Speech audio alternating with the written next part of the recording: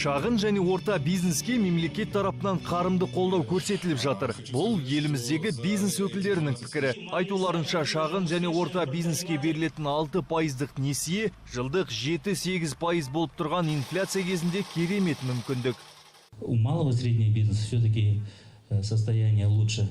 Шағын және орта бизнестің жағдайы ірі бизнеске қарағанда әлде қайда жақсы. Мемлекет осы кезде әкімшілік кедергілерді жойды, кәсіпкерлердің ел экономикасына тигізетін пайдасын түсінді. Ендігі үміт жас кәсіпкерлерде. Өндіріс саласындағы жылдың үздік жас кәсіпкері аталымына ие болған 24 жастағы шымкенттік кәсіпкер мақта өндірумен айналысады. Кәсіпкердің сөзінше, өндіріспен айналса әр адам жетістікке жетеді. Кәсібіміз біздің жауапкершілігі шектеулі серіктестігі 2014 жылдың ақпан айында ашылған. Қазіргі таңда бізде 100 шақты адам жұмыс істейді. Олар өзінің жалақыларымен жұмыспен қамтылған, уақытылы алып, мемлекетке салық төлеп жатырмыз қазір.